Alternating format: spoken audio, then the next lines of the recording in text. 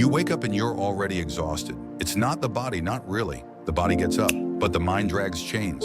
You are haunted by a nagging feeling that this is not just about working too hard. This is a deeper exhaustion, an existential one. You scroll through the endless gospel of hustle, the imperative of performance that whispers from every screen, optimize, produce, become more. And a quiet, tired voice inside asks, is this it? But here's a truth that perhaps no one has told you. That feeling is not a sign of your failure. It is a sign that your true self is fighting back. Your burnout is a rebellion against a world that demands you wear a mask you never chose. The Swiss psychiatrist Carl Jung diagnosed this inner war over a century ago. He saw that a life lived through a false identity, a persona, leads not to fulfillment, but to a profound fragmentation of the soul. And this psychic fracture is the story of modern burnout. It is not a problem with your drive. It is a conflict in your soul. We live in what the philosopher Byung-Chul Han calls the burnout society. This is not the disciplinary society of the past. There are no visible walls, no overt oppressors. The prison is invisible because the oppressor is you. You have become your own taskmaster. What was once an external order has turned into a constant whisper inside your head.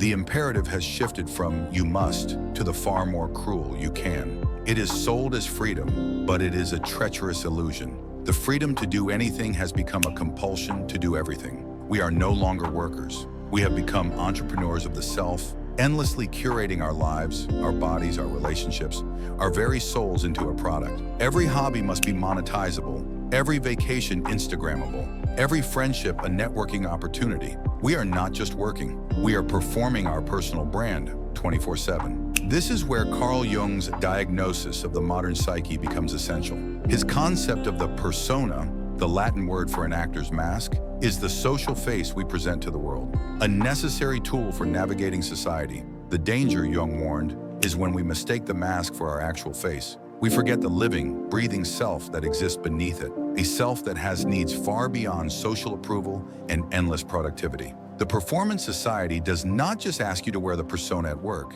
it demands you wear it constantly. Your social media is a curated persona. Your networking is persona management. You must project an image of relentless positivity and effortless success. Living this way creates a violent split between the fiction you perform and the reality of who you are. This is a psychic violence you inflict upon yourself. You begin to feel like a stranger in your own life. That hollowness, that quiet alienation, that is the first tremor of burnout. When all psychic energy is directed towards maintaining the mask, a war begins. This is not a war with your boss or your deadlines. It is a war with the disowned parts of yourself. Jung gave this hidden territory a name, the shadow. The shadow is everything we repress to maintain the shiny, productive persona. It is our vulnerability, our anger, our sadness, our so-called laziness. It is our deep, secret longing to simply stop. From childhood, we learn that these parts of ourselves are unacceptable. They do not fit the script, so we push them into the darkness of the unconscious.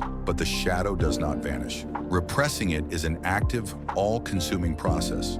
It is a constant, invisible labor that drains our psychic resources. This is the slow, grinding exhaustion that defines burnout. Eventually, the psyche can no longer sustain this conflict. The energy that fuels your conscious life, your focus, your motivation, your drive, is not destroyed. It withdraws. It sinks into the unconscious as if the soul itself is going on strike.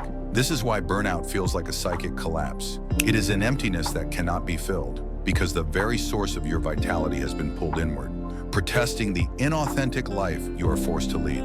The symptoms of burnout are the shadow, leaking through the cracks. The sudden irritability is the anger you were never allowed to feel. The brain fog is the mind refusing to process one more inauthentic demand. The cynicism is the repressed anger at a system of endless performance. The apathy is the repressed grief for a life of meaning. The desire to do nothing is the soul's desperate plea for rest. Your burnout is not you being broken. It is your psyche trying to communicate a profound truth. The life you are living is unsustainable because it is not truly yours. If this deep dive into the psychology of burnout resonates with you, if you are tired of the superficial fixes and want to continue exploring the questions that matter, consider subscribing. We focus on content that honors the complexity of the human experience. So, what is the way out? The Performance Society offers its own solutions. A vacation, a mindfulness app, a new time management strategy. But these are merely forms of strategic self-care, designed to repair the machine so it can return to performing more efficiently. They are bandages on a mortal wound. They promise temporary relief, but ultimately only offer a brief pause in the relentless cycle of performance and exhaustion. They address the symptom, not the source. From a Jungian perspective, the cure is not a productivity hack. It is a revelation. The solution is to see burnout not as a failure to be fixed, but as a signal to be understood. It is a desperate, urgent message from the deepest part of you. It is a call to what Jung termed individuation, the journey of becoming your whole, authentic self. Individuation means taking off the mask and having the courage to meet the face underneath. It means reclaiming your own authority over your life, deciding for yourself what has value and what is merely performance. It is the process of turning inward to confront the parts of yourself you have been taught to hate. This journey begins with what is called shadow work. It is the courageous act of looking into the darkness and asking, what have I been hiding? What parts of me have I deemed unacceptable? The goal is not to eliminate the shadow, but to integrate it. It is the permission to be tired, to be angry, to not be productive. It is the realization that these hidden parts contain immense energy. The vitality you have lost is not gone. It is locked away in your shadow, waiting to be reclaimed. This integration happens when you allow yourself to do what the performance society devalues. It is the courage to do nothing, to embrace what Byung-Chul Han calls contemplative boredom, to rediscover play, creativity, and connection, activities that nourish the soul, not the resume. It requires the bravery to simply exist without purpose or immediate justification, an act of true rebellion in our optimized world. It requires you to ask different questions. Instead of, how can I be more productive? You must ask, what is my exhaustion trying to tell me? Instead of, how can I fix my lack of drive? You must ask, what in my life is no longer true? The answers will not be found in a self-help book. They are in the quiet whispers of your own soul. You are not a machine to be optimized. You are not lazy or broken. Your burnout is a sane and human reaction to an insane culture. It is a spiritual crisis masquerading as a productivity problem. Carl Jung understood that the greatest burden a person can bear is an unlived life. The emptiness you feel is the weight of that unlived life. It is the cry of the authentic self that has been silenced for too long. The journey out of burnout is not about finding the strength to put the mask back on and perform better. It is about finding the courage to take the mask off completely. It is the slow, deliberate work of becoming whole. The goal is not to fix your drive. The goal is to finally discover what truly drives you. It is to build a life around that truth, a life that is finally, authentically your own.